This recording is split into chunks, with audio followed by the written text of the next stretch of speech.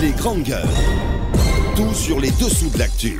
Ici, l'actu rime avec liberté de ton sur Radio Espace.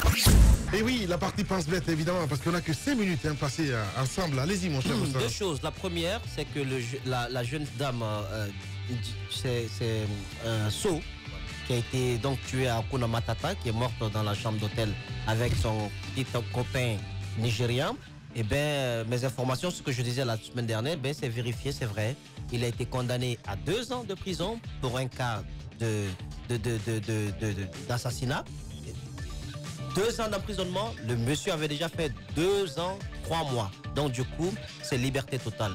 Mais nos petites révélations ont eu le don d'activer toute la machine de contrôle au niveau du ministère de la Justice. Ils sont en train de savoir les pour et les contre de cette décision qui a été rendue donc par le juge. Bien. Deuxième chose, c'est concernant Dr Traoré. Demain, on va en parler. Ce jeune médecin du côté de Gamal qui a obtenu donc une autorisation, une bourse, je pense.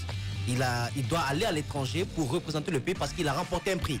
Il a remporté un prix et donc la seule chose qui le bloque chez nous, dans son pays, c'est un ordre de mission qu'on refuse de signer. Incroyable. Donc sur base de documents, demain, nous allons en parler dans cette émission. Voilà, vraiment dommage. Allez-y. Et nous sommes également au pays de M. Alpha Condé, où des sociétés minières se permettent n'importe quoi, parfois en piétinant sur la réglementation en vigueur dans ce pays-là. 191 milliards d'amendes.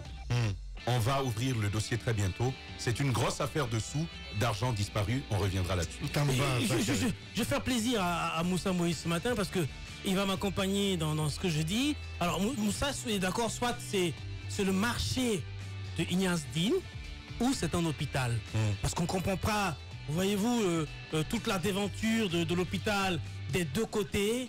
Des boutiques qui ont commencé à se développer, du commerce. On a l'impression que sur le marché, c'est une partie du marché Niger qui a été déménagée du côté de l'hôpital Ignace. Alors qu'à l'intérieur, vous avez des malades qui dorment à même les couloirs. On a cette image de cet enfant qui a une grosse plaie du côté du pied et qui dort avec sa maman dans les couloirs de l'hôpital depuis un certain nombre d'années.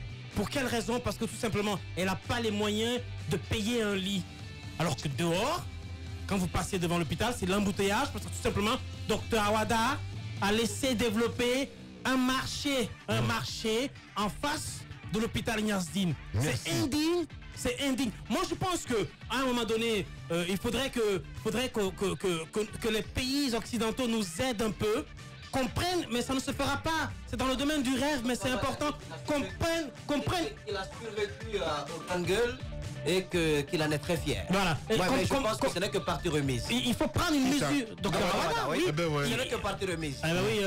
Sékou Kourouma a longtemps survécu au Grand Gueule, mais finalement, la vague l'a emporté du côté de l'OGC. Bien, merci Roby. Et on se quitte avec ce message évidemment Fodé Baldé du côté de l'UFR et qui nous écrit: bonjour les grandes gueules. Toujours, nous ne cessons de magnifier les travaux faits en Côte d'Ivoire, alors que nous avons ici, dans notre pays, l'un des acteurs clés de cet exploit.